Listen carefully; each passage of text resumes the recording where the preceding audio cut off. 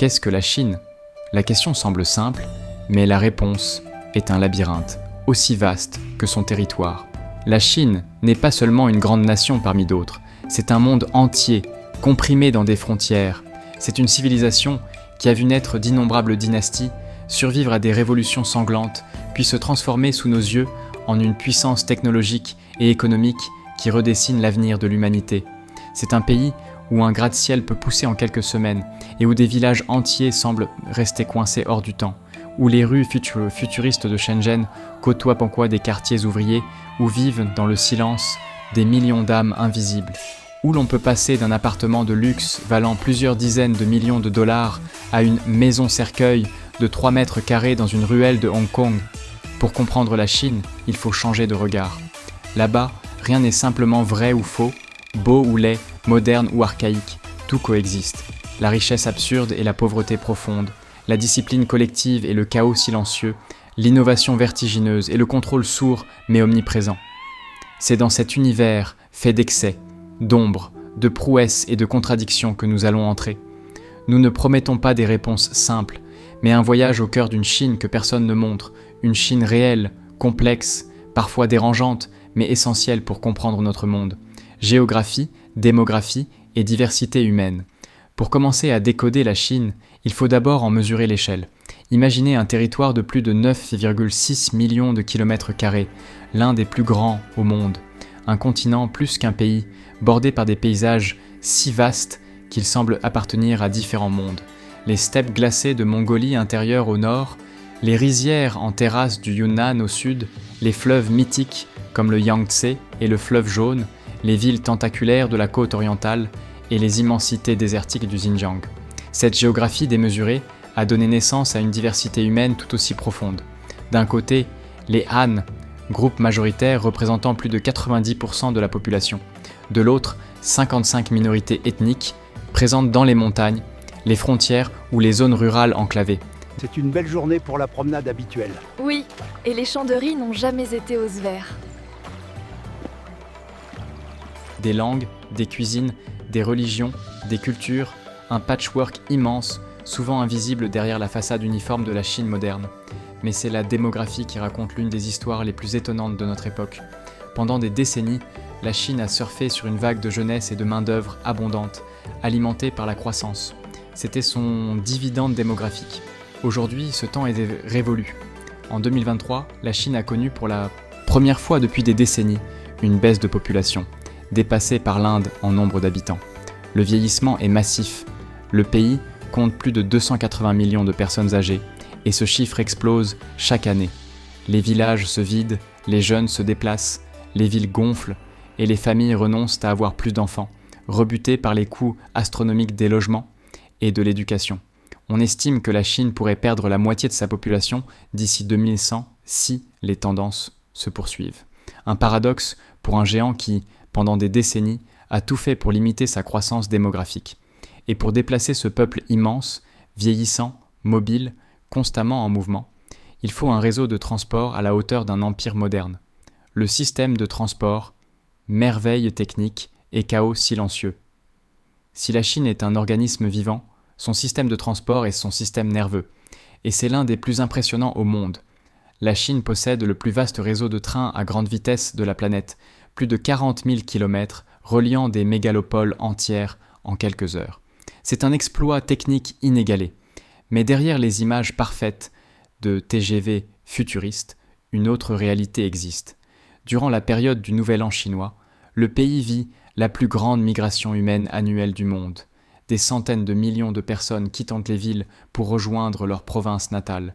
Les gares deviennent des fourmilières humaines. Les files d'attente s'étirent sur des kilomètres, les trains sont pris d'assaut, certains voyageurs restant debout pendant des trajets de plusieurs heures. Dans les grandes villes, les métros sont ultra-modernes et impeccables, mais les périphéries vivent un chaos différent. Embouteillages interminables, motos anarchiques, bus surchargés. Et dans les campagnes, encore aujourd'hui, beaucoup n'ont accès qu'à des routes étroites et poussiéreuses, parfois impraticables en hiver. Le transport n'est pas seulement un outil, c'est une métaphore de la Chine, une puissance technologique éclatante, posée sur un socle d'inégalités profondes. Les mégalopoles, futurisme et asphyxie. Entrer dans Shanghai, Pékin ou Shenzhen, c'est entrer dans le futur. Des forêts de gratte-ciel, des écrans géants, des architectures audacieuses, des centres commerciaux aussi vastes que des aéroports. Mais derrière cette façade brillante se cachent des ombres que peu de touristes voient. À Pékin, malgré les efforts colossaux du gouvernement, la pollution atmosphérique continue de menacer la santé de millions de personnes. Les particules PM2.5 dépassent régulièrement les seuils recommandés par l'OMS. Certains jours, la ville semble plonger dans un brouillard épais et grisâtre, un air que l'on respire à contre-cœur. À Hong Kong, une autre réalité existe. Des milliers de personnes vivent dans des coffin homes, des logements minuscules, parfois de 1 à 3 mètres, où une seule personne tient à peine à longer. Des cages, littéralement, qui servent de logement à des travailleurs pauvres ou âgés abandonnés du système. À Shenzhen, symbole de la réussite chinoise, les jeunes travailleurs de la tech vivent souvent sous la pression du rythme 996, 9h, 21h, 6 jours sur 7. Une vie usante, exigée en silence, acceptée en masse. La Chine moderne brille, mais elle fatigue aussi. La face cachée de l'économie chinoise. L'économie chinoise est un miracle, une transformation fulgurante en l'espace de 40 ans, des millions sortis de la pauvreté. La deuxième puissance économique mondiale. Mais cette histoire brillante masque une réalité beaucoup plus fracturée.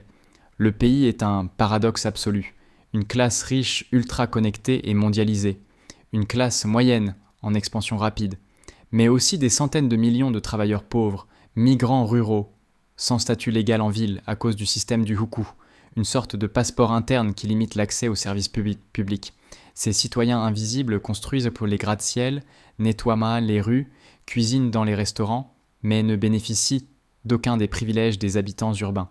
Et lorsque la pandémie a frappé, leur précarité est apparue en plein jour. La Chine fait aussi face à une crise profonde, chômage massif chez les jeunes diplômés, dépassant parfois 20%.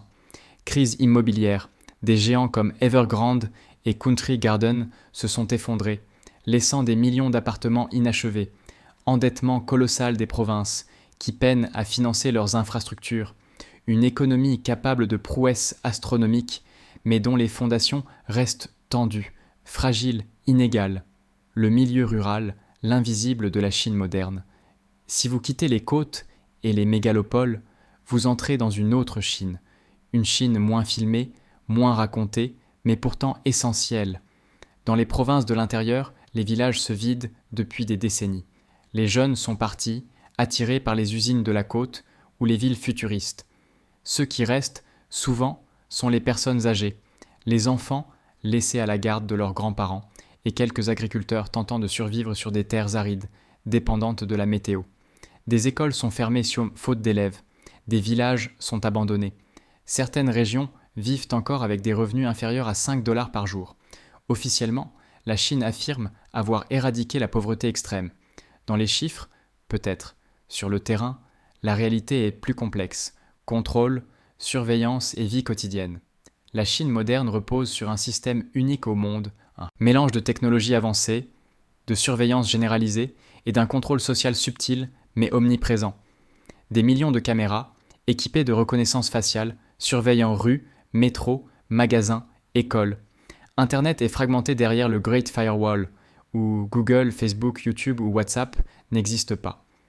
Le système de crédit social, réel dans certaines régions, pilote, incarne cette vision d'une société disciplinée, où la confiance se mesure, se note, se récompense ou se pénalise. C'est cette partie de la Chine que peu de médias touristiques montrent, mais que vivent des centaines de millions de personnes. Culture, tradition et spiritualité. Pourtant, au-delà des machines, des écrans et des politiques, la Chine est avant tout une civilisation millénaire. Un pays où les traditions, parfois très anciennes, continuent de donner un sens à la vie quotidienne. Le confucianisme structure encore les relations sociales. Respect du parent, de l'autorité, de l'harmonie. Le taoïsme inspire une vision du monde où tout est équilibre. Le bouddhisme, importé depuis 2000 ans, fait partie du paysage spirituel. Des temples anciens côtoient des villes futuristes. Des rituels sont pratiqués dans des immeubles de 80 étages. Et malgré les révolutions, malgré la modernité, malgré la censure, malgré la vitesse, la culture chinoise persiste. Elle résiste. Elle survivra probablement à tout. Cuisine chinoise, Diversité, débrouille et réalité. Il n'existe pas une cuisine chinoise. Il en existe des dizaines, toutes différentes. Le piment ardent du Sichuan, les dim sum cantonais, les nouilles du Nord, la cuisine musulmane du Xinjiang, les saveurs sucrées de Shanghai. La street food reste le cœur battant de cette culture, bruyante, inventive, bon marché. Mais elle révèle aussi les réalités du pays. Manque d'hygiène dans certaines zones, cuisine improvisée, conditions difficiles pour les vendeurs. La nourriture en Chine raconte une autre histoire, celle de l'adaptation, de la débrouille, de la survie. Fêtes et rituels, l'âme d'un pays. Pour comprendre la Chine, il faut vivre ses fêtes. La plus importante, le Nouvel An chinois, moment de joie, de réunion familiale, de rouge, de lanternes, de pétards. Puis viennent la fête de la lune, la fête des lanternes, le Qingming ou encore les festivals des minorités ethniques. Pendant ces moments, la Chine semble oublier ses fractures, ses tensions, ses défis. Elle se rassemble, elle se reconnecte à ses racines. Conclusion, la grande contradiction chinoise.